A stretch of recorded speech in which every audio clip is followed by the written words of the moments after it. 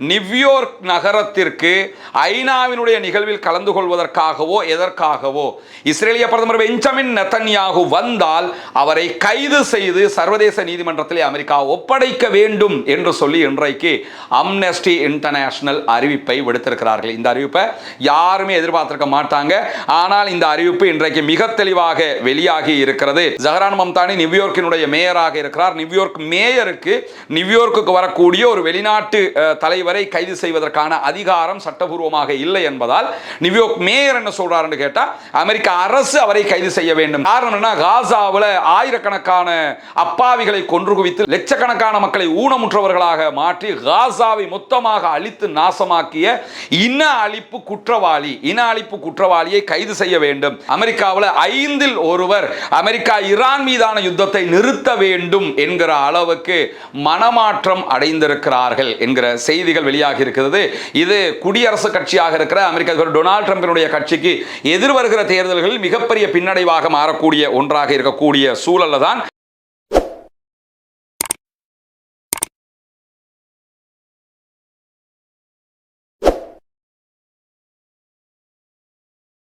அன்பிற்கினிய சகோதர சகோதரிகளை நம் அனைவர் மீதும் ஏக இறைவனுடைய அமைதியும் கருணையும் உண்டாகட்டுமாக என்கிற உயரிய பிரார்த்தனைகளோடு இன்றைக்கு மிக முக்கியமான 2 செய்திகள் வெளியாகி இருக்கிறது. அதிலே ஒன்று என்னன்னா, அம்னஸ்டி இன்டர்நேஷனல் வெளியிட்டிருக்கக்கூடிய அறிவிப்பு ரொம்ப பரபரப்பான அறிவிப்பாக இருக்கிறது. சர்வதேச அளவில் மனித உரிமைகளுக்காக குரல் எழுப்புகிற மிக முக்கியமான ஒரு அமைப்பாக அம்னஸ்டி இன்டர்நேஷனல் இருக்கிறது.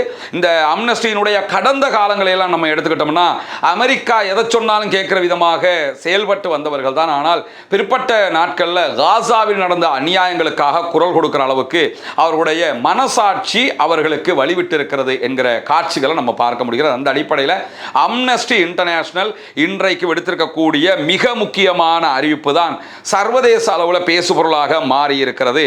அம்னஸ்டி இன்டர்நேஷனலுடைய ஆராய்ச்சி, அதே போன்ற பரிந்துரைகள், கொள்கைகள் மற்றும் பிரச்சாரங்களுக்கான மூத்த இயக்குநராக செயல்படக்கூடிய எரிகா குவேரா ரொசாஸ் வெளியிட்டிருக்கக்கூடிய அறிவிப்பில் நியூயார்க் நகரத்திற்கு ஐநாவினுடைய நிகழ்வில் கலந்து கொள்வதற்காகவோ எதற்காகவோ இஸ்ரேலிய பிரதமர் பெஞ்சமின் நெதன்யாகு வந்தால் அவரை கைது செய்து சர்வதேச நீதிமன்றத்திலே அமெரிக்கா ஒப்படைக்க வேண்டும் என்று சொல்லி இன்றைக்கு அம்னஸ்டி இன்டர்நேஷனல் அறிவிப்பை விடுத்திருக்கிறார்கள். இந்த அறிவிப்பை யாருமே எதிர்பார்த்திருக்க மாட்டாங்க.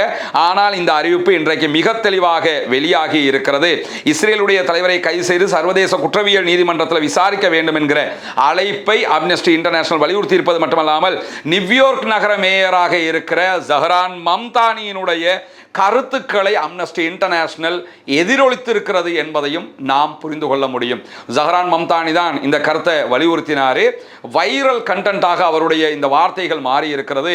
ஜஹரான் மம்தானி நியூயார்க்கினுடைய மேயராக இருக்கிறார். நியூயார்க் மேயருக்கு நியூயார்க்குக்கு வரக்கூடிய ஒரு வெளிநாட்டு தலைவரை கைது செய்வதற்கான அதிகாரம் சட்டபூர்வமாக இல்லை என்பதால் நியூயார்க் மேயர் என்ன சொல்றாருன்னு கேட்டா அமெரிக்க அரசு அவரை கைது செய்ய வேண்டும். காரணம் என்ன? காசாவில் ஆயிரக்கணக்கான அப்பாவிகளை கொன்று குவித்து லட்சக்கணக்கான மக்களை ஊனமுற்றவர்களாக மாற்றி காசாவை மொத்தமாக அழித்து நாசமாக்கிய இன அழிப்பு குற்றவாளியை கைது செய்ய வேண்டும் என்றுதான் இந்த அறிவிப்பை ஜஹரான் மம்தானி முழுவதுமாக ஐநாவுடைய சாசன அறிக்கைகளை மேற்கோள் காட்டி விடுத்திருந்தது நம்ம பார்த்திருக்கிறோம். அந்த அடிப்படையில் அமெரிக்க அதிகாரிகள் மனித உரிமைகளை நிலைநிறுத்தி சட்டத்தின் ஆட்சியை நிலைநாட்ட வேண்டும், சட்டத்தின் ஆட்சியை மதிக்க வேண்டும் என்று சொல்லி ரொசாஸ் என்கிற அம்னஸ்டி இன்டர்நேஷனலுடைய அதிகாரி வெளிப்படையாகவே தன்னுடைய எக்ஸ் பக்கத்தில் இந்த அறிவிப்பை விடுத்திருப்பது மட்டுமல்லாமல் காசா மீதான இஸ்ரேலுடைய இனப்படுகொலை யுத்தத்தின் போது போர்க்குற்றங்கள் செய்ததாக பெஞ்சமின் நெதன்யாகு மேல குற்றம் சாட்டப்பட்டிருக்கிறது. சர்வதேச குற்றவியல் நீதிமன்றம் 2024 நெதன்யாகுவை கைது செய்ய வேண்டும் என்று அறிவித்திருக்கிறது. எனவே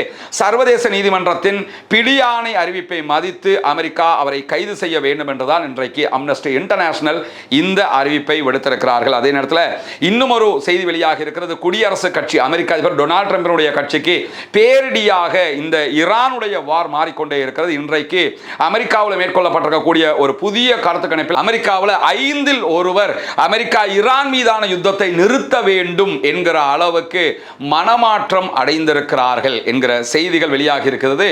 இது குடியரசு கட்சியாக இருக்கிற அமெரிக்க அதிபர் டொனால்ட் ட்ரம்பினுடைய கட்சிக்கு எதிர்வருகிற தேர்தல்களில் மிகப்பெரிய பின்னடைவாக மாறக்கூடிய ஒன்றாக இருக்கக்கூடிய சூழல்ல தான் இன்றைக்கு இன்னும் ஒரு செய்தியும் வெளியாக இருக்கிறது. அது என்னன்னு கேட்டா அமெரிக்காவினுடைய ஆயுத கையிருப்பு என்பது மொத்தமாக பாதி அளவுக்கு குறைந்திருக்கிறது ஈரான் யுத்தத்தால். ஈரான் அவங்களால் அழிக்கவும் முடியல, ஈரான் ஆட்சியை மாற்றவும் முடியல, ஈரான் இருக்கக்கூடிய செறிவூட்டப்பட்ட யுரேனியத்தை கைப்பற்றவும் முடியல, எதையுமே முடியல. அதே நேரம் ஆயுதங்களும் மொத்தமாக குறைந்திருக்கிறது. இது எதிர்காலங்களில் சீனா தைவான் மேல ஒரு பெரிய யுத்தத்தை தொடுத்தால் அமெரிக்காவால் தைவானை காப்பாற்ற முடியாமல் போகும் என்கிற அளவுக்கு ஆபத்தாக மாறி இருப்பது மட்டுமல்லாமல் தொடர்ந்தும் ஈரானோடு அமெரிக்கா சண்டை பிடிப்பது சாத்தியப்படாது. ஏன்னா ஆயுதம் மொத்தமாக இழக்க முடியாது. பாதிக்கு மேல நம்ம இழந்துட்டோம், இன்னும் இழந்தோம் என்று சொன்னா மிகப்பெரிய அழிவு நமக்கே காத்து கொண்டிருக்கிறது என்கிற விதமாக இந்த அறிவிப்புகள் வெளியாகி இருக்கிறது நம்ம பார்க்க முடியும். பென்டகனுடைய முன்னாள் அதிகாரியாக இருக்கக்கூடிய மார்க் கான்சியன் அல் ஜசீராவிடம் பேசும்போது தரவுகளோடு இந்த செய்திகளை விவரிக்கிறார். ஈரானுடனான யுத்தத்தில் அமெரிக்கா அதிக ஆயுதங்களை பயன்படுத்தியதால் மற்ற இடங்களில் அமெரிக்கா தன்னை நிலைநிறுத்திக் கொள்ள போராட வேண்டிய நிலை இருக்கிறது என்று சொல்லக்கூடிய இந்த அதிகாரி மேலதிகமாக என்ன சொல்றாருன்னா, ஈரானுக்கு எதிராக பெரும் அளவில் ஆயுதங்களை அமெரிக்கா பயன்படுத்துகிறது. அதே போன்று மேற்கு பசிபிக் யுத்தத்தில் பயன்படுத்தப்படக்கூடிய 7 வகையான ஆயுதங்களை மொத்தமாக நாங்கள் ஆய்வு பண்ணி இருக்கிறோம். அந்த ஆயுதங்களில் 1/3 முதல் பாதி வரையிலான ஆயுதங்களை அமெரிக்கா பயன்படுத்தி விட்டது. எனவே பாதிக்கு மேல ஆயுதங்கள் பயன்படுத்தப்பட்டதனால பெரிய ஆயுத பற்றாக்குறை நமக்கு ஏற்பட்டிருக்கிறது. அமெரிக்க ஆயுத கையிருப்பு ஈரான் யுத்தத்திற்கு முந்தைய நிலையை அடையிறதுக்கு குறைஞ்சது 5 வருஷம் எடுக்கும். இப்படி ஒரு பெரிய பின்னடைவை நோக்கி போயிருக்கிறோம். இது பலவீனமான சூழலை அமெரிக்காவுக்கு உண்டாக்கும். அமெரிக்காவுக்கு பலவீனத்தை உண்டாக்குறது மட்டுமல்லாம தைவான் மேல ஈரான் தாக்குதல்களை தொடுத்தால், இப்பொழுது உக்ரைன் மேல ரஷ்யா நடத்துகிற தாக்குதலை போன்ற ஒரு தாக்குதல் நடத்தப்பட்டால் தைவானை நம்மால் காப்பாற்ற முடியாமல் போய்விடும் அப்படின்னு சொல்லி பென்டகனுடைய அதிகாரி தெரிவித்திருக்கக்கூடிய கருத்துக்களும் வெளியாகி இருக்கு. எனவே ஈரான் வார்ல ஜெயிக்குதுன்னா சும்மா ஜெயிக்கல, மல்டியா ஜெயிச்சுக்கிட்டு இருக்கிறாங்கன்னு அர்த்தம். அமெரிக்காவுடைய ஆயுதங்களை ஜீரோ பண்ணிக்கிட்டே வர்றாங்கிறத தெளிவாக புரிய முடிகிறது. பொறுத்திருந்து பார்ப்போம் என்ன விழா நடக்கிறது என்பதை தொடர்ந்து இணைந்திருங்கள். ரஸ்மின் பைசி நியூஸ் மற்றும் ரஸ்மின் டாக்ஸ் ஆகிய 2 சேனல்களோடு வரக்கூடிய செய்திகளை உடனுக்குடன் உங்களோடு பகிர்ந்து கொள்வதற்கு தயாராக இருக்கிறோம்.